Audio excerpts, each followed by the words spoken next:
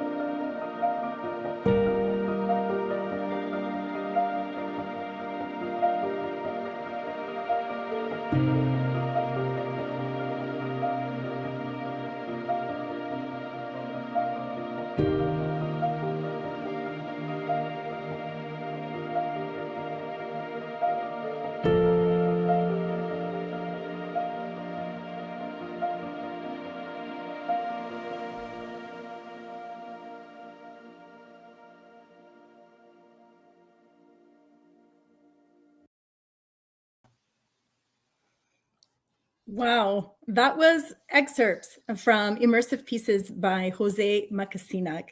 And just as a reminder for those of you who are watching on the live right now, if any of you have any questions on either YouTube or on Facebook, feel free to post them in there. And your question may be featured live as we're doing this showcase at this moment in time, or one of the artists will get back to you afterwards. So feel free to interact with us. Now, Jose, we have you live in studio, and as a first for On the Move, the Alberta Media Arts Alliance Society is hosting their live stream in Calgary's Chinatown in the historic Chinese National League building. Now, there's an audience live there with Jose in attendance, and where he's installed one of his other projection pieces and sculpture installations in the space. So, Jose, welcome On the Move. Hello. All right. So we're just here in the space there. Thank you so much for being here. Can you tell us a little bit about what's happening in the background of the piece that you have behind you? So I just have like a small piece over here set up on like the lead, and we have like audiences watching there too. So this piece was kind of like an adaptation of like a work I did at a media arts festival. It was called That Happened.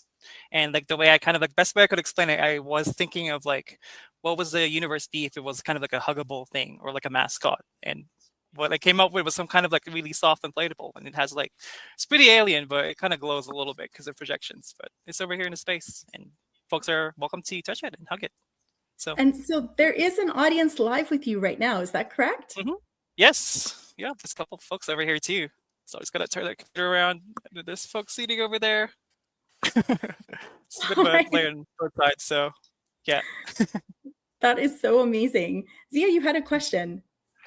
Yes, I will actually, if you don't mind, I will ask first a question in French. I will ask you translate it in English for you, you and the audience. Ton travail, c'est souvent les projections dans l'espace public, souvent réalisées de manière clandestine, comme une forme de graffiti par projection. Qu'est-ce qui t'attire dans cette approche et comment la communauté réagit-elle généralement à ton travail? So your work is usually projection work in public space, often done guerrilla style as a form of projection graffiti.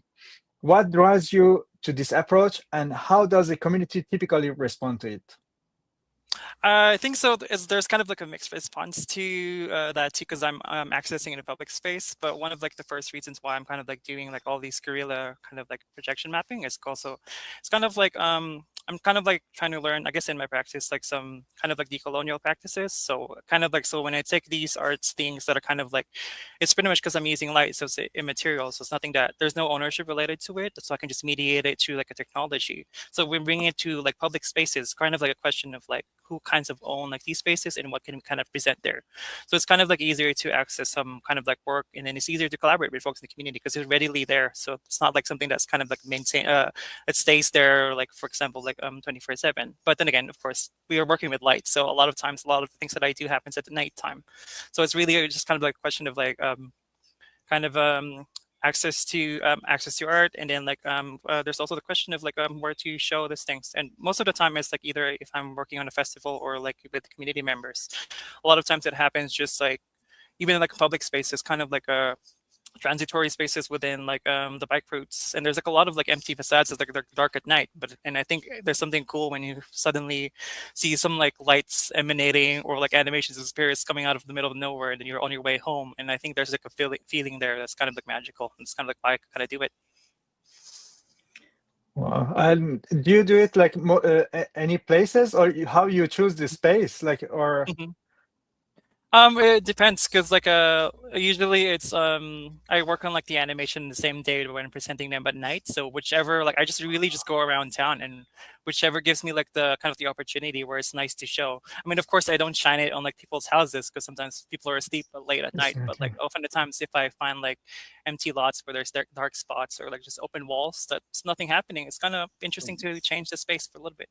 And sometimes just people come out of their houses to see it. So. That's amazing. Have you ever been to Montreal? Because there is a festival Mural in Montreal. It would be great to present you there. Planning on the future. So right now we're focused in Calgary, but I will definitely like to visit or maybe participate in like some kind of like festivals there too. Yeah, Mural Festival would be great for you. I think we can contact them and present your work to them. Yeah. Absolutely. Jose, I'm also curious about the spaces that you're talking about and decolonizing those spaces. Do you use the space first as the inspiration for how you create your artwork, or do you already have a piece in mind and you're looking for a space to present? Often at times I use a play of both, because sometimes like I want like the pieces to be like responsive to like the place that I'm projecting. So let's say, for example, if the site that I'm kind of like linking on is like, maybe it's kind of like maybe like a warehouse next to like a train station, and it's kind of like derelict and it's unmaintained. So kind of like, what's the question of like, why are we maintaining this? And then I bring in like, I don't know, images of like animals or like wildlife coming in to kind of like encroach and emanate on the space. So kind of like rewilding it in some magical way, I guess, in my opinion. Yeah, rewilding. That's such an interesting thing. Also, the piece that you have behind you, you're talking about a huggable piece. Did you want to tell us a little bit more about the inspiration to that? Yeah, so this was made on the festival, and at the time I didn't have kind of like a clear direction of what I wanted to make, but I definitely, because when it was at the time it was happening, it was like there was some personal things going on that I just wanted something kind of like comfortable, and because I work with a lot of light, it's something that you can't touch, right? So I wanted to kind of like make something that you can kind of just like hug and touch, and then while you're doing it, the light is kind of like caressing you too. So that's kind of like, I don't know, kind of like a physical form of like a hologram or something. But I mean, there's like a lot of ways you can play with it too. So right now I'm like working with a lot of like inflatable stuff, because it's soft and it's easy to move around, and it's like kind of like low what's it called? How do I say this? Low carbon impact, because a lot of the times there's like for example, like the electronics they use to run like the installations is very low voltage, so it's kind of like it's low needs, and I can like run it almost anywhere. So. Yeah, and so your pieces are really interactive. Like this piece you can actually touch. It's not something that you look at in a museum that you have to keep your distance behind a rope. You can actually touch the pieces that you're working with. Yeah, you can definitely touch pieces, and I always give that make that possible for folks to touch them, because I mean they're kind of soft, and they at times they kind of give like that bouncy house feel. So why would I kind of like block people from touching that? So if you're able to kind of like put your mark on it, and that's absolutely okay, because that's kind of like what they're made for. So it's for someone to be able to touch it. And so is the reason why you work specifically with light in general? Like what is it that you're hoping to evoke with that? Specifically with light, it's because like earlier in my practice I was kind of like worried what are like kind of carbon effects of like my materials that I use. But of course anything that we do will have that effect. But kind of like light, it's just like when it doesn't leave like any kind of like marks. I mean, even though it consumes energy, but it could be mitigated through like I mean, right now I'm actually running it through like a battery generator. Sometimes I connect it to like solar power. So it's just like ways that I can kind of like make this. So it's also one of the things that makes it a gorilla too, because like I could just have like a small kind of like hardware, and I could just run it anywhere. But when it comes to light, it's just, for me, it's just like the question where it's like no one owns it. It's everyone that we have access to, and then like you can kind of like show it in whatever means that you have. Some people just use like kind of like flashlights and be creative with it and see what it does with the environment that it kind of like interacts with. It's kind of like the same way like plants kind of like love the sun, so that's kind of like where it is for me. So that's why it's interesting. So amazing. I loved also to see the imagery of the animals that were projected on the wall. So do you do light projection as well as do animation as well? So kind of like the way I get like the content for like the pieces is like I access a whole bunch. Sometimes it's found footage, or I film it myself, or I animate it. So some ways that I kind of think it's kind of like painting, but like I'm using like the videos as kind of like my kind of like paint strokes, and I kind of just like mix them together and see what comes out of that. So in some ways it gets kind of like really organic, kind of like in respect of like what I'm kind of trying to show. So. Let's see if there is any comments or any questions from the public, from your side or from the Facebook or YouTube. Okay. I'm not sure. Is there a question from the space? Yeah, we have an ooh, wow comment. We had a couple of those come through. But is there anybody in the space who wanted to ask you a question? Okay.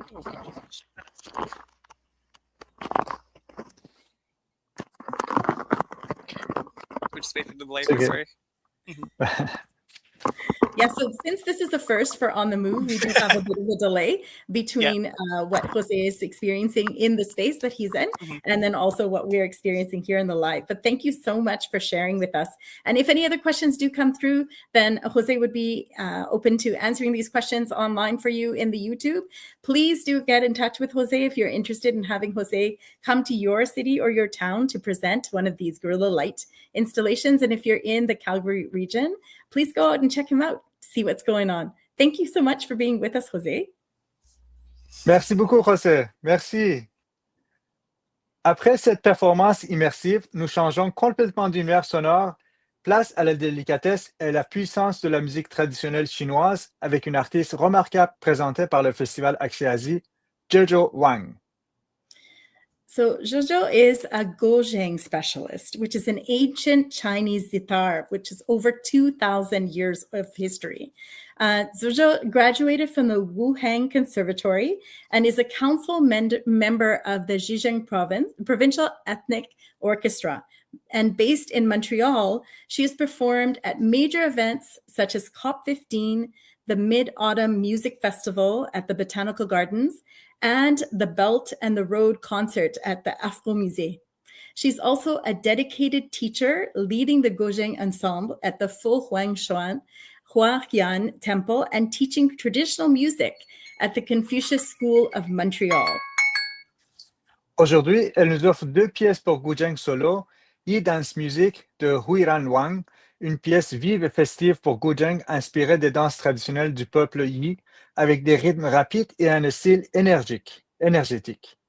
Aussi, nous allons entendre Song of the Homebound Fisherman, 𝗔𝗁𝗁 𝗀𝗀, une pièce classique chinoise évoquant des pêcheurs chantant sur leur barque au crépuscule. Elle est douce, fluide et méditative, peignant une scène paisible et nostalgique au bord de l'eau.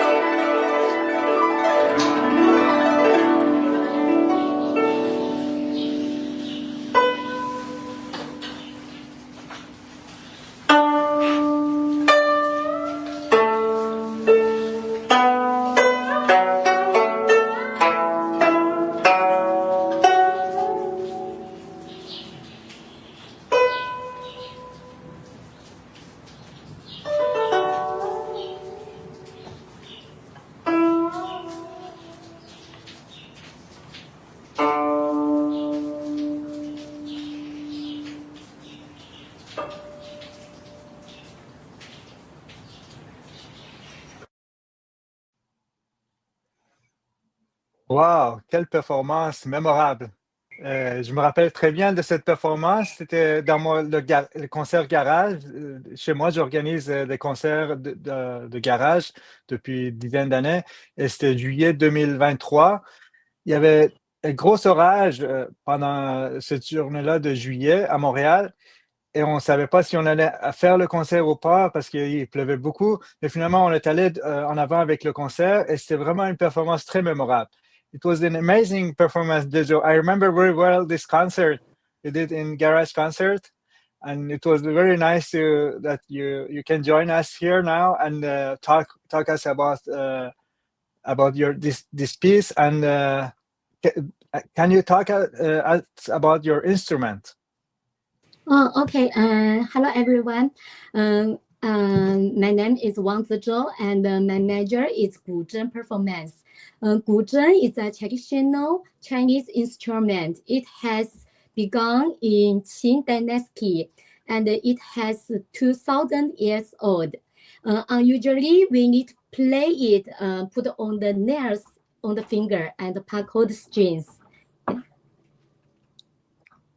Thank you so much for sharing that with us. You really have the possibility and the ability to transport the audiences into a completely different realm.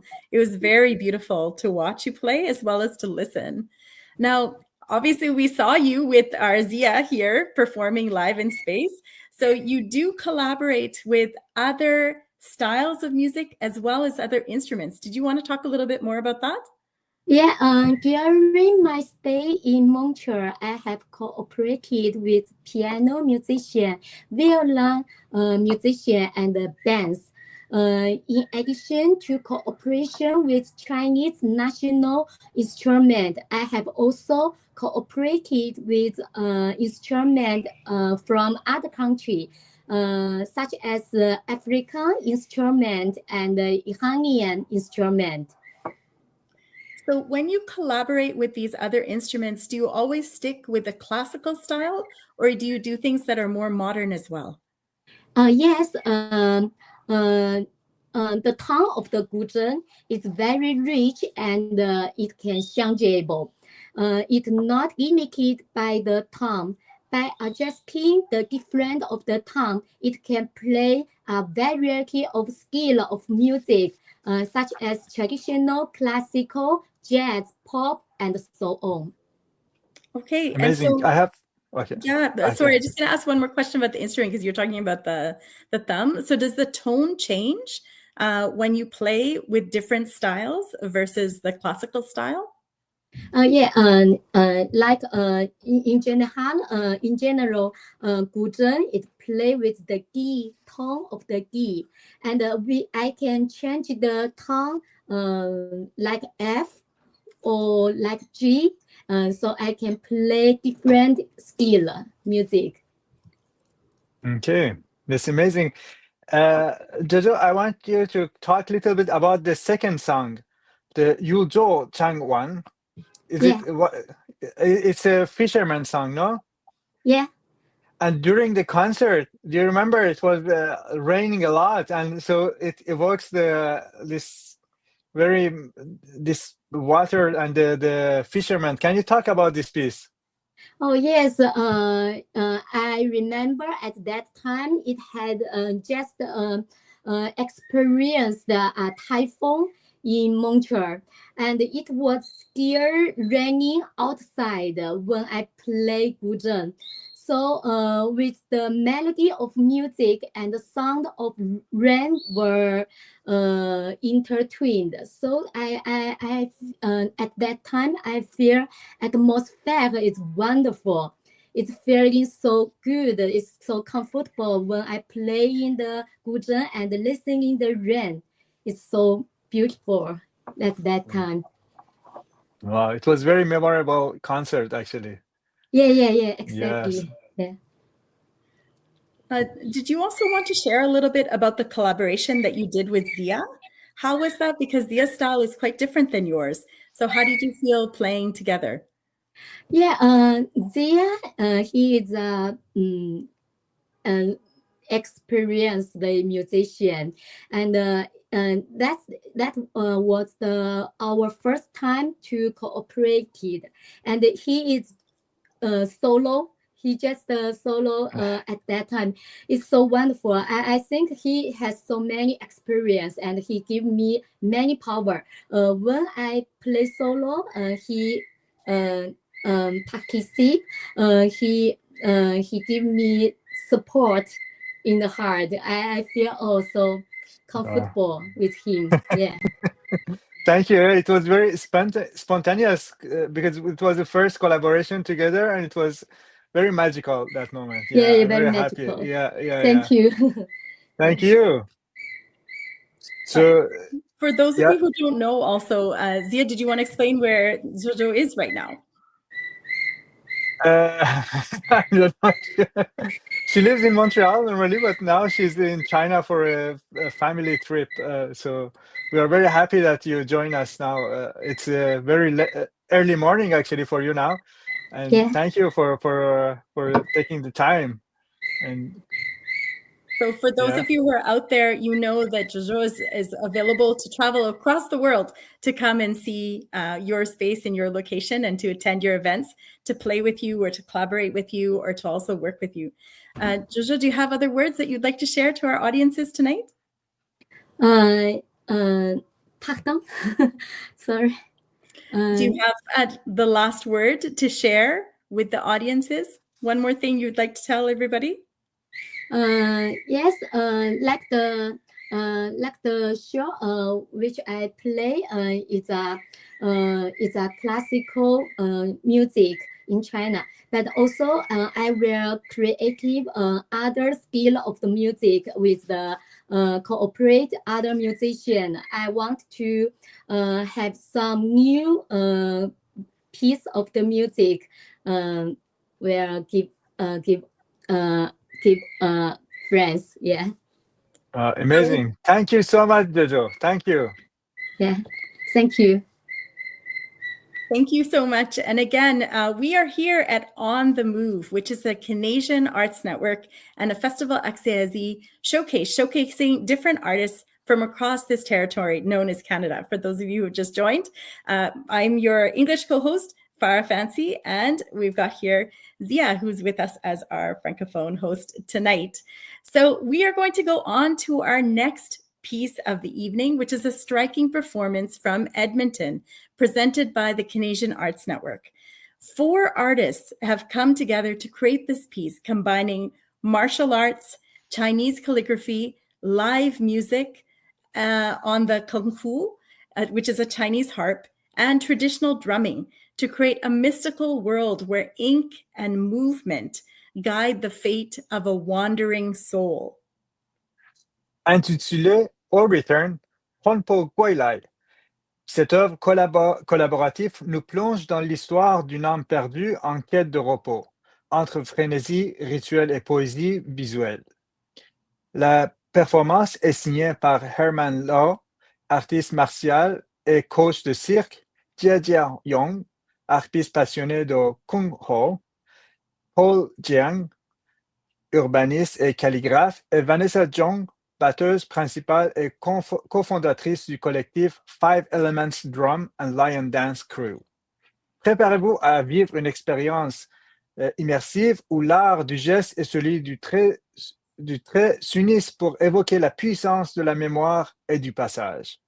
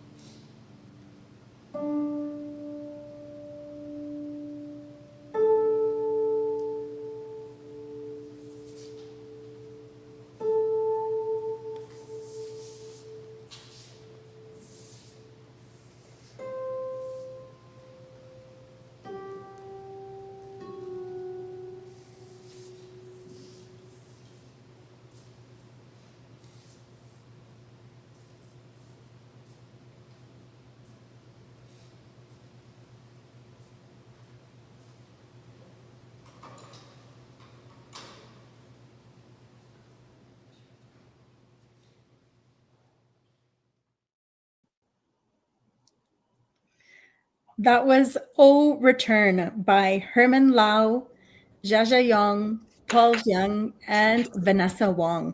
Wow, I would have loved to be in the space to hear that and watch that piece. What a powerful performance. So we are lucky enough to be joined here in studio by Xiaxia and also by Herman. Thank you so much for joining us both. Thank you for having us. So I wanted to ask you a question. You all came together not necessarily as a preformed collective, but as individuals. And can you tell us a little bit why you were inspired to do a piece on the theme of the lost soul and what you're hoping to convey to the audiences? Sure. So we performed this piece as part of the Thousand Faces Festival. It's a festival in Edmonton that I had been in part of the year before. So the year that we put this performance together, I really wanted to work with other Asian artists just to get to know other artists in the community and create something new. So I reached out to Paul Jiang first, actually. He's a calligrapher. And I was wondering if we could do a live calligraphy performance. And so Paul and I met quite a few times to think about what themes and topics to do.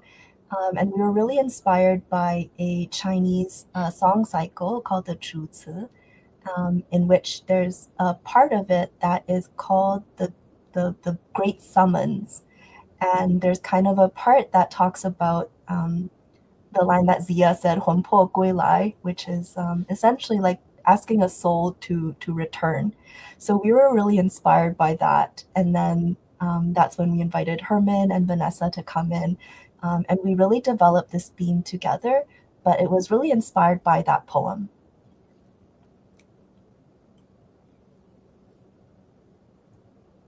Okay.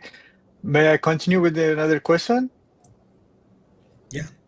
Yeah, I'm curious to know how is your collaboration process, like creative process, like 4 different artists from 4 different backgrounds, how you work together? Yeah, I can say a little bit first, and then I'm also curious to know Herman's thoughts. So it was one of the most amazing, I think, artistic creation experiences that I'd had so far, because we were each coming from artistic expertise, where each of us were really comfortable in our art practice, and each of us were open to exploring and contributing and trying out new things. So when we came together and started developing the theme, it was completely collaborative in terms of we all had ideas. We all wanted to try out different things. We could give suggestions to each other. All the parts that you see, so Paul Jiang, his calligraphy, he actually developed himself, and it was styled after kind of the traditional shamanic seals that you might see. And we purposely did that because of the storyline of our performance.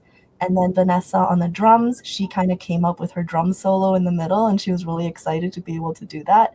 All the music I composed originally, and then same for Herman. So we really each created and contributed something around that theme. Yeah, what about you, Herman? What did you think about it? I remember it being kind of like messy, but in a good way. The only time we could all meet was like late at night. So there was a studio that I was at where we were able to rent out the space and just work late at night. And it was summer, was it, when we were working on it? I remember it being really hot as well when we opened the garage door there. But yeah, no, it was just really inspiring to see everyone doing something that they were really comfortable with and able to improvise. Yeah, no, I agree. It was a really great collaborative process. Amazing. Do you plan on doing other things together again? We always talked about it. We hoped for it. But like Herman said, like this whole piece came together because all of us have day jobs. And then the place we were using had classes in that space until, was it 8 or 9 at night, Herman? Yeah, something like that. And so we would practice. We would start at 8 or 9 in the evening and maybe go until 11 just to put this together. So I would love to do it again, but it definitely was very time consuming. I have one more question to Xiaxia about your instrument. How you pronounce Kongho? Kongho, yes. Kongho. ancient harp, no? Chinese, it's a very old instrument. Yeah, so the 𝗏𝗏 has a really cool history. What I play in the video, we call it the modern 𝗏𝗏 because it's actually not what was traditionally existing in the time. So like 𝗔𝗏𝗁 was playing the gu-zheng, the one before, where it's very traditional instrument. The modern 𝗏𝗏 is more like an adaptation of an ancient instrument that once existed and then over time actually kind of fell out of use and out of like there's no really existing pieces from it. So what we have now is a modern reconstruction development of it based after the modern harp. So do you play also modern harp? Yes, harp is actually my primary instrument, and then I really wanted to explore more of other styles, and that's when I started learning the 𝗏𝗏. That's amazing. That sounds great. Very nice. Thank you. And Herman, did you want to explain a little bit about your martial arts and circus style and how that integrated into the piece? Yeah, it was interesting because actually there's a parallel there where I was pulling from like modern wushu moves, which is also sort of a reconstruction or amalgamation of older kung fu styles. So it's like the modern style that I did when I was younger. So yeah, we were able to just sort of have fun with it, right? I was drawing from different styles and everyone had sort of different. I remember breakthrough was when we had the trying to combine Paul's movement and my movement and like the instruments trying to hit like a certain beat. And like when we were able to figure that out, it was like everyone was just really happy about that too. That's right. We wanted to match, like we thought the calligraphy, the movement of the calligraphy was really beautiful and just wanted to mirror that in Herman's movement in some way. And so that took quite a while for us to figure out what Paul would be doing with his brush. And that's why we intentionally wanted to make it a big sheets of paper on the ground so he could do like big movements. And then Herman would mimic it with his movements as well. Yeah, and they would have their instruments there while we were practicing. Was really inspiring. It's almost like getting a free concert every practice. And so it became more martial arts towards the middle, but at the beginning it was more just we were trying to find different movements, almost more like puppeting movements and linking the music with the way we were standing. So it was an interesting process that way. Yeah, there was an interesting parallel also between the brush strokes and also the weight of the dancers' movements and the people who are moving in the space. It created a really interesting contrast. But Zia, you had a comment. No, I was wondering if the length of the piece, is it what we saw or it's a longer, the piece, or you want to make it longer or? What you see was what we performed for the festival, but we had definitely talked about, if you remember, I mentioned there was that song cycle. We had dreams about doing more with different poems in that song cycle one day. Well, I hope so. I hope so. I hope that you can present this piece in different cities in Canada, across Canada. It would be great. Did you want to share a little bit more about the audience reaction? They're pretty quiet, weren't they? They weren't sure when it was over or when to react. So we intentionally, because this was part of a festival, so we were part of a lineup, and we intentionally, you can't really see from the video, but we're kind of in a football shape.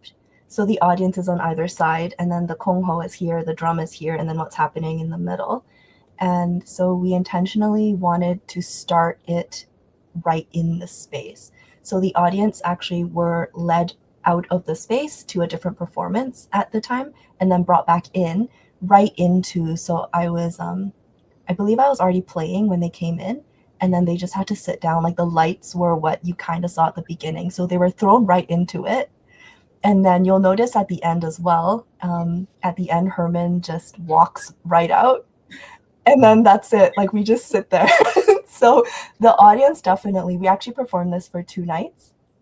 The audience definitely wasn't sure what to do. And there's always that tentative like clapping where you're not sure if you're supposed to clap or not.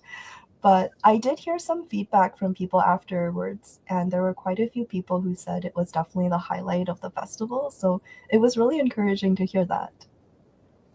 Wow. Thank you so much for taking time for being here. Do you have any other? comments or? I think I definitely would like to, they can't be here, but definitely want to acknowledge Vanessa, the drummer, and then Paul Jiang. Both of them are amazing artists in their own right, and it definitely couldn't have been the way it was without them. And Vanessa is actually one of the founders of a lion dance group here in Edmonton. So she actually, like it was a chance for her to also explore drumming outside of like their traditional lion dance beats. So it really was, we've said this quite a few times, but it was definitely entirely collaborative. It couldn't have been the way it was without one or the other of the artists. So it was really wonderful. We're really glad we get to share it with you and everybody here. Thank you. Thank you so much. Yeah, thanks. OK. OK. Après cette traversée spirituelle inspirée des traditions asiatiques et de la calligraphie vivante, nous nous dirigeons maintenant vers Toronto pour une performance profondément incarnée présentée par 𝗫𝗔𝗔. Place à Moksha, artiste multidisciplinaire et fervent dévot de Shiva, qui explore des dimensions du sacré et du profane à travers la poésie, la prose, la peinture et surtout la musique. His art draws from the ancient religion of Sanatana Dharma, blending sacred vibrations with raw, roaring rock and roll energy. Moksha is passion, destruction, and adoration, and the meeting point of and the profane. Inspired by the likes of Jeff Buckley, Stevie Ray Vaughan, and Indian classical icon Zakir Hussain and Ravi Shankar, he transcends genre and form. Moksha is not just music, it's a movement, a liberation movement. So let's see the piece.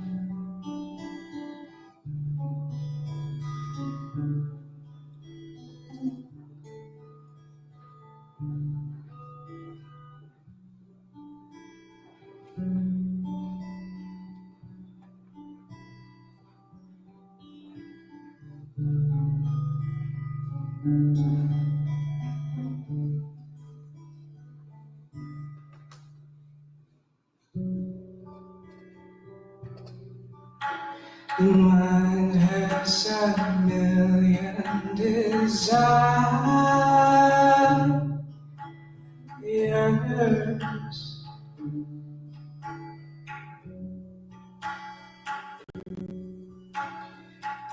reaching the form of a snake.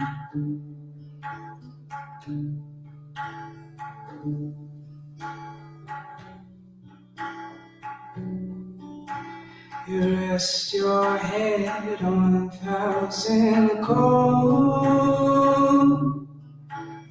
brothers, so unfazed, so unfazed.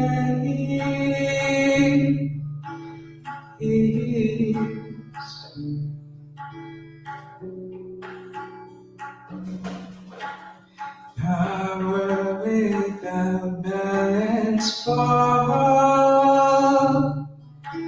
it turns.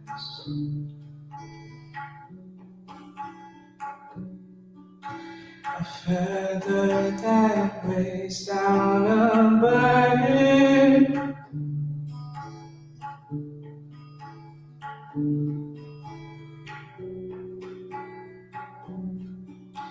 You maintain the beauty of fall and earth, so insane, so untamed.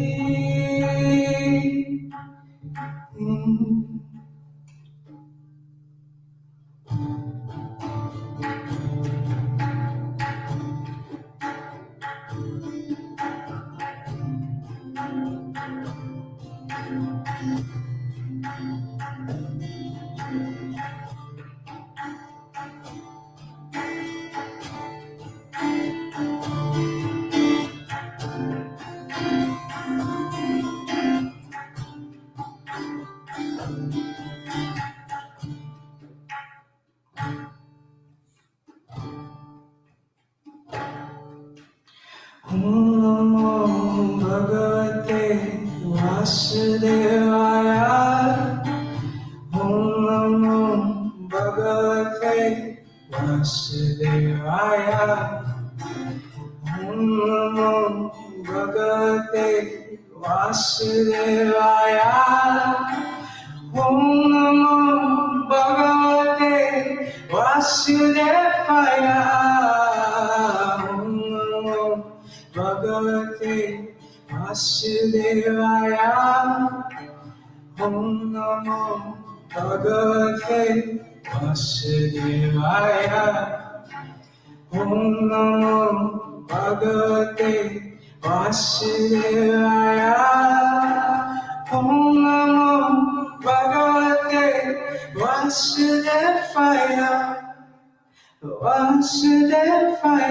𝗏𝗏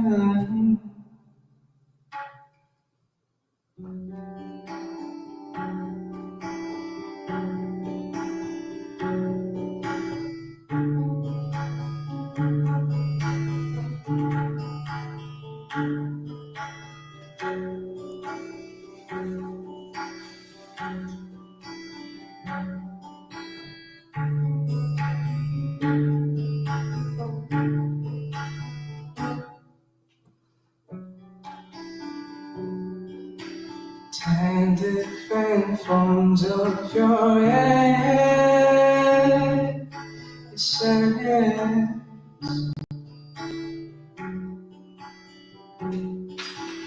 Illuminated the earth.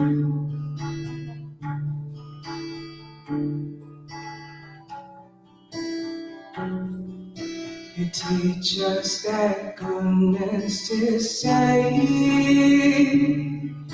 and great. Compassion is not a curse.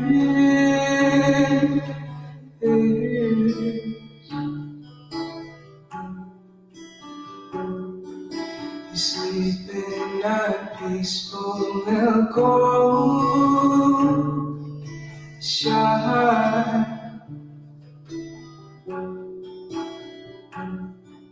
As your mind is so unpretending.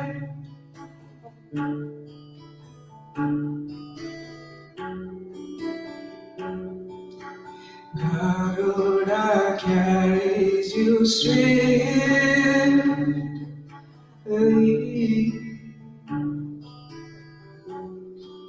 along with us, along with us.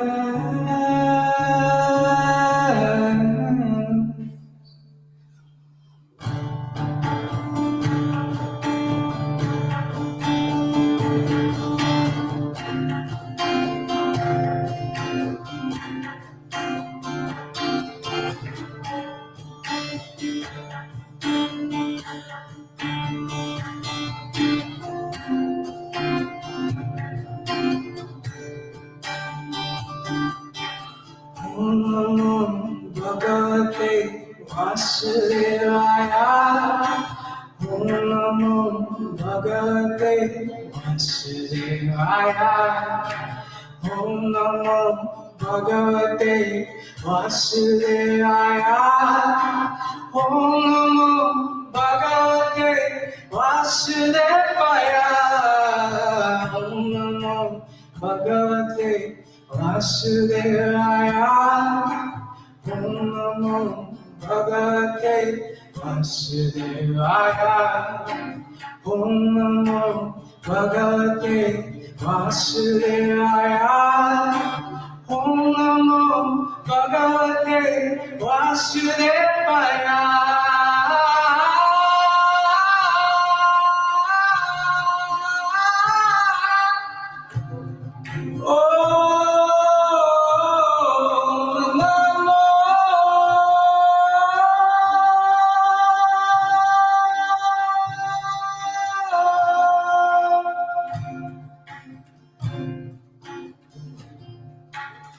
Vasudevaya, Vasudevaya, Vasudevaya, Vasudevaya, Vasudevaya, Vasudevaya.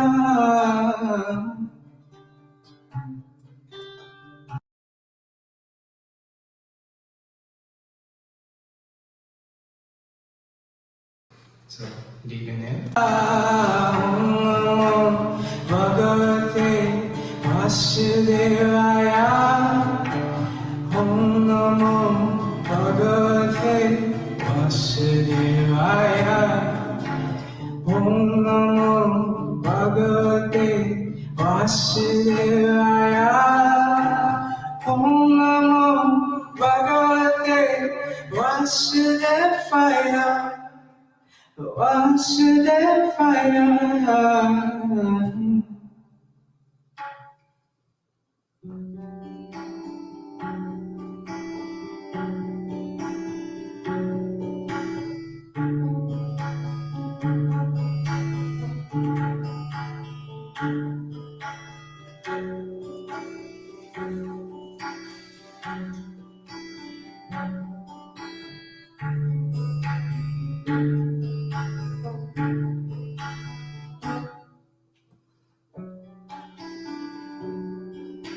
Ten different forms of your essence.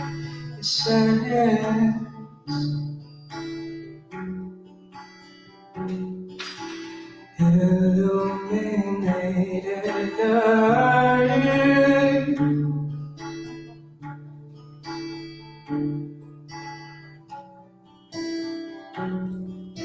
You teach us that goodness is safe and great. Compassion is not a curse.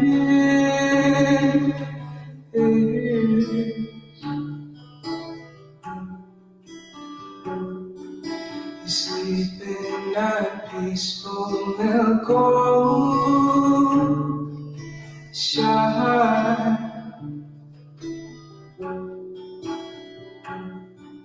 As your mind is so unpredictable.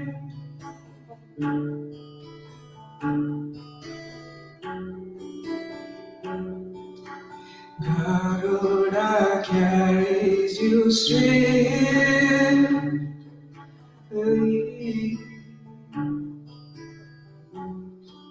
along with us, along with us.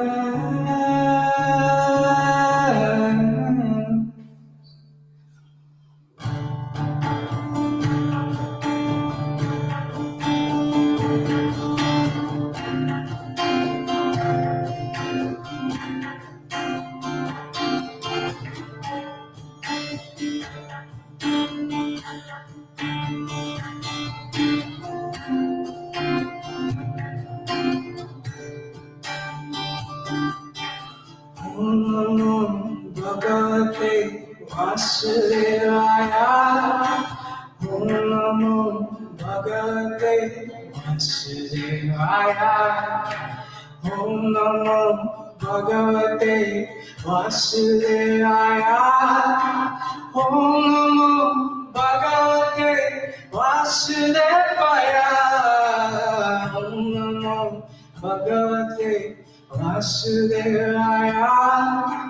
Om Namo Bhagavate Vasudevaya.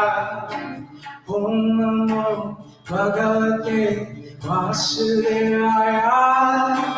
Om Namo Bhagavate Vasudevaya.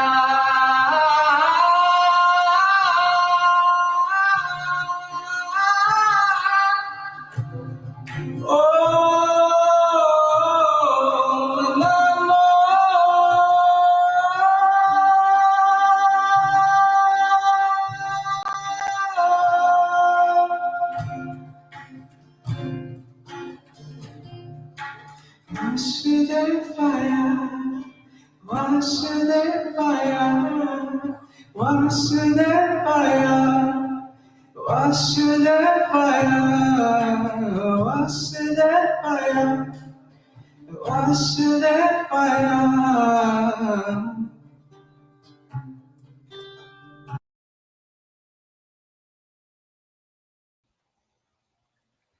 Oh, okay. Let's Hi, Moksha. Om Namah Shivaya. Really, Namaste, really pleasure namaste. to see you guys Thank again. you. It's beautiful. Thank you. Thank you so much. It's Hey, amazing. yeah, Zia, I just noticed your background, and coincidentally, I just want to share something quickly. Yes.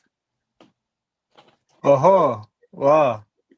Yes. It's sort of looks similar, like in terms of like mandalas, So I thought that Yes. was We are a all the happy same. coincidence. Yes, amazing. Yeah. Thank you, Moksha. The song you played for us, it's called Vishnu. It's for God Vishnu. Yes, if I. Yes, yes. Okay. So you wrote the lyrics, or it's traditional lyrics? So it is inspired by the tradition, yet most of the lyrics written in the scriptures are in Sanskrit. So Okay. I've always found it. I'm able to read Sanskrit, yet I am a bit distant from it because it was not something that I was taught growing up, because that's not the primary language that I speak.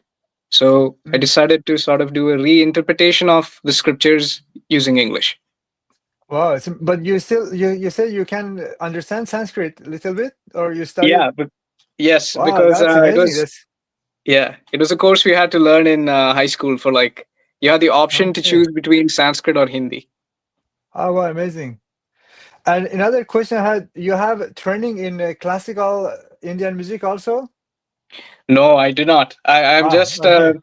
an appreciator and a deep admirer of it, and I'm very inspired by it. But I do not have formal training yet. Okay. It's just something that I really enjoy creating That's within the framework of. beautiful. You have a really natural way of coming forward through your music. Thank you so much for sharing with us today. I'm curious about the themes that I notice in some of the pieces that you do. whether it be inspired by the scripture or whether you're inspired by your own thoughts and feelings, they seem to be a lot about existence. Does that have to do with the times that we're living in right now that you choose that theme? Absolutely. I think existence is something that we either explore consciously or unconsciously, because we embody it in every breathing, waking moment. And I think existence as an extension of the art of presence is something that a lot of my philosophy revolves around. As in, it is one thing to exist, but with consciousness and integrity and awareness, when we exist in a moment, that is when we truly decorate our being, decorate everything that surrounds us, honor and respect where we are from and also where we are going. So definitely I see my art in any medium that I do as a commentary on existence, but also a remembrance and beautification of presence as well. Mm-hmm. And then do you do parallels between those themes and also the musical styles that you choose? Or how do you decide to create the flow between the different styles that you have background in and the themes that you're choosing to sing about? I think it all starts from a place of intention and a feeling and a very strong emotional connection to a concept. And everything else that emerges as a natural consequence of the unraveling of art happens in a flow state where I am aware of the energy of something flowing through me, yet I do not try to control it.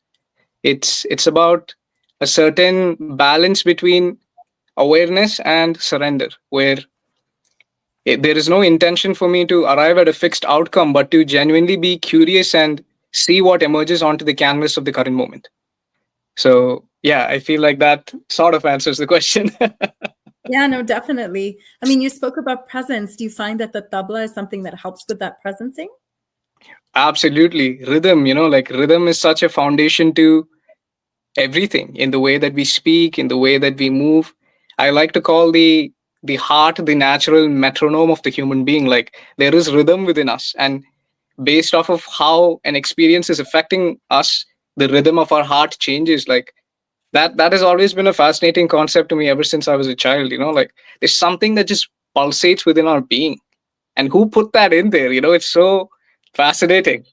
So tabla definitely helps me anchor into a moment and allow to swim around the rhythm that it produces. Moksha, I believe that you're speaking 𝗔𝗍's language, because I'm not sure if you know that 𝗔𝗍 is also percussion. Yeah, do you have any thoughts on that?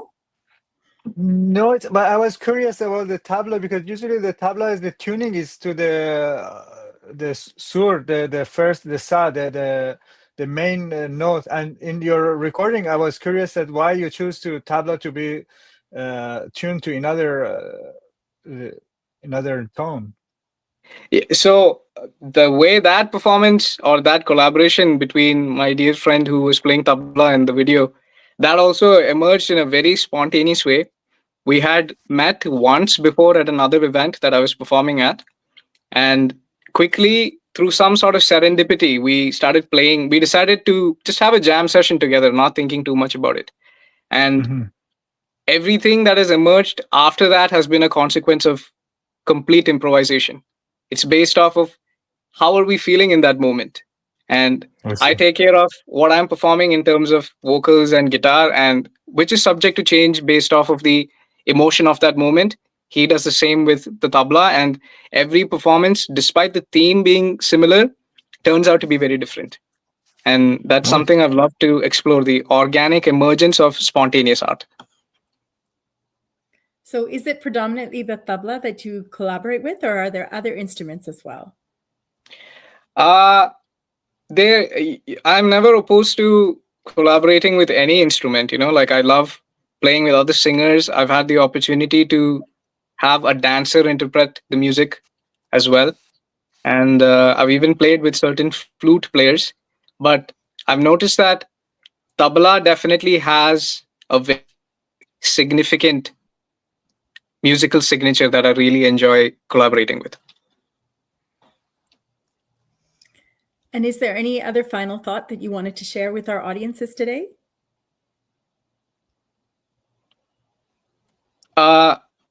Can you repeat that question? The internet cut off a bit for me.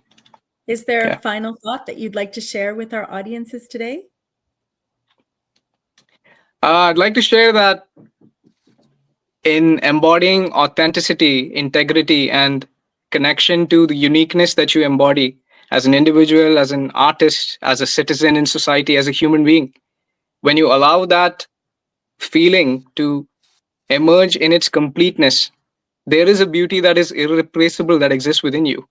So if there's anybody who's watching who wants to create something that is not within the orthodox environment that we live in, please do take the courage and the bravery and the initiative to create that, because it might be something that not only you need to create, but other people can be inspired by and witness to. So that's something I'd like to share. Thank you so much, Moksha. Thank you. Thank you so much for joining us today. And our last On the Move performance in this showcase, we're thrilled to welcome the Manitoba Great Wall Performing Arts to On the Move. This not-for-profit organization brings together Chinese immigrants, Chinese Canadian citizens, and student volunteers, all united by the shared passion for the Chinese performing arts and community engagement. Their mission is to promote Chinese culture within Canada's multicultural landscape, to strengthen community bonds, and foster intercultural exchange through dance, music, and performance. Après la pandémie, la Great Wall Dance School a renoué avec les spectacles en créant une pièce fraîche et pleine de vie pour le nouvel an lunaire. Le directeur Gary a voulu se démarquer en choisissant un costume unique au ton doux qui a inspiré une chorégraphie sur le thème du printemps. Créée sur la chanson folklorique chinoise 𝗏𝗏, la pièce mêle danse traditionnelle et mouvement contemporain. Les couleurs de jasmin, blanc et vert, dominent avec des touches de rose symbolisant la joie du printemps.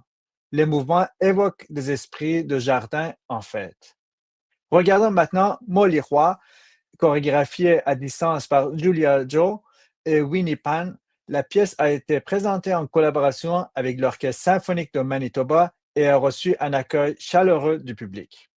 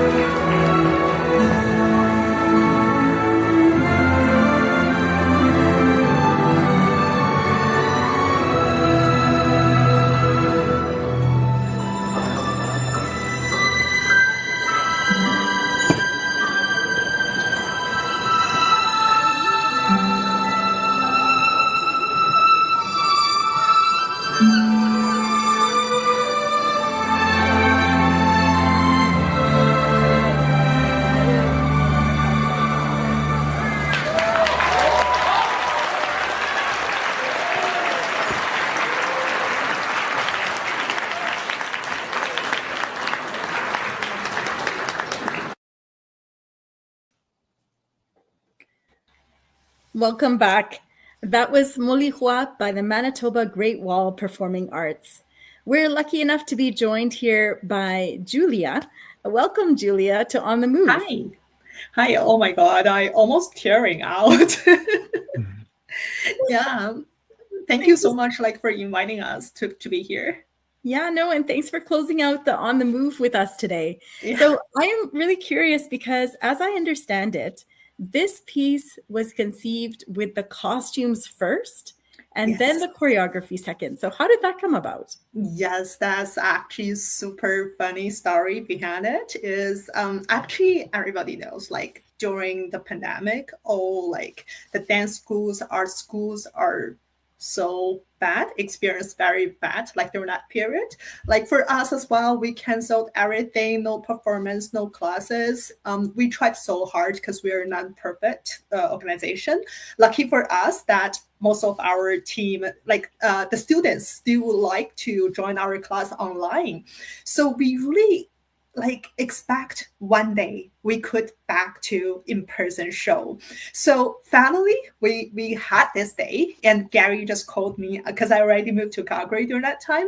He called me, he said, "Hey, I want to surprise everyone."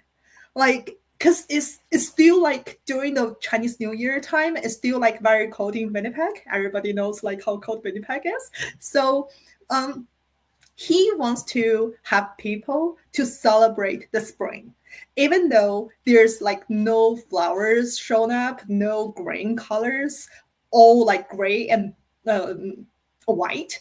So we just checked a lot of costumes online and want to surprise everybody. And then he picked this one and told me, "Hey, Julia, just consider a topic with this costume. And then we can just made up a program and a show and surprise everybody in Winnipeg." I was like, good idea. So that is why we picked the costume first and then got the dance after. Actually, it seems that we have Gary with us right now. Gary, thanks for joining us. I know that we had some technical difficulty. We were just speaking about you and how you chose the costume first for this piece before the actual choreography concept.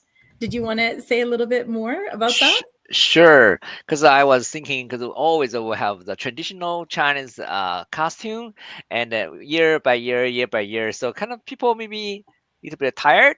So I found in some shows, so this is really interesting, and we can in the very quick time to change the costume, the different format, a different color, so like a flower really blooming. So I think that will be attractive audience and address the happiness and the celebration the New Year. So that's why I come out. This we should try, even very expensive, but we need to try. So we finally, I'm so happy we got this costume, and we had the Julia to help the choreography this dance. So turnout is really good. You can see the audience, the reaction is really positive. It's amazing. Yeah. Thank you, Gary. I have a question about the colors of the costume, because we see a lot of colors in the costume. So one of particular color that is hidden under the costume, the pink color. What is representing the pink color? Oh, actually, I want to answer this question. Oh, okay, so you can see the white and green cover on the outside. That is definitely every time when we mention about jasmine flower, that is the theme color of jasmine, right? However, the pink underneath, that is the spirit of spring. That is the feeling we want to bring to all audience, for that happiness and joyness. Amazing. Also, is close to the Chinese New Year, or would bring your happiness, the feeling. So if the brought out, right? So if you just white and the green, even there's some red come out, will be more excited. Yes. Mm-hmm. Wow. And so you choose the piece 𝗪𝗹𝗶, which is a very traditional, very common piece, very well known Chinese piece, no?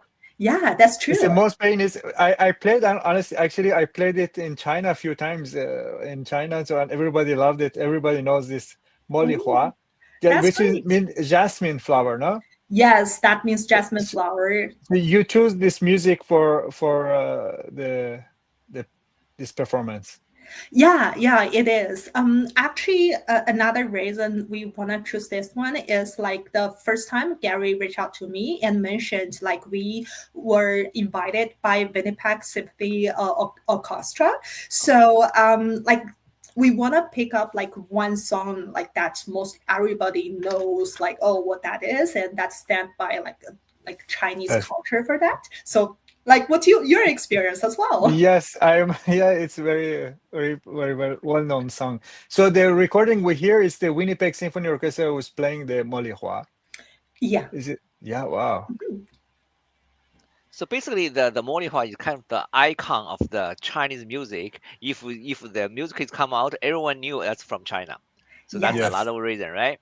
Yeah. So you can't mix up with something else, right? Some country must be China. Yeah, and also like jasmine is like everybody thinking about like jasmine, like especially for myself, I always thinking about like the springtime, no matter the flower blossoming, also like the tea of jasmine. Yeah. It's not just good looking and it smells good too. Yes. Right. So do you have some give you your eyes, give you your feeling, give you your tongue taste. Yes. And the nose smell. Oh, so good. Definitely with the eyes, with the surprise with the costume coming up there. So do you have some new surprises coming up for your next show next year? We try. We prepare. Yeah. We every year we develop create some new stuff. So next time we can show you something different than Mongolia dance. We have the ball, lack of ball. I mean the pile of ball on head and move as well. So we have so many different nationalities. So that's why we can create more dance. Yeah, it's amazing. Yeah, Gary has been leading for a Great Wall like for almost 20 years, I believe, and always like brought like those different style of Chinese culture and like arts to here. Like I am super glad that I could like be part of like this experience. Like I have been with the Great Wall for like almost 10 years, I think. Yeah, even though I already moved to Calgary and I already like stopped doing those performance, like I miss the time there so much. Like I really appreciate like how much effort that Gary contributes to the community. Yeah, whenever we need her, she always fly to Winnipeg. So she so that's good. So we still have and every year we get we try to get him better and better. So yeah. Amazing. Well, thank you so much again. Yes, you have. I have one surprise question for you two. Like, would you mind like guess like what the age difference like for the performers in that show? And also, can you recognize me from there? Oh, that's a good question. How carefully you watch? Julia, were you on the left side of the stage? Yeah. Yes. How are you surprised me? Good eyes. So you have good eyes. So you want an age difference? So I'm not sure, but I think there was different generations part of the piece. Is that correct? Yeah, different generations. And also like one like is Gary's wife. Like she always supports us like when we really need help like to perform. She always like came to us and said, okay, I can help like for that. And the youngest is only I believe teenager, around 14. Well, you mentioned just before Gary came on that you were hoping to bring the audiences back out after the pandemic. So I'm hoping with this intergeneral piece that you were able to do that in Winnipeg in the middle of the great winter. Yes, definitely. Thank you so much again for being here. Thank you, Gary, for joining. And yeah, you're welcome. So thank you so much for inviting again. Okay.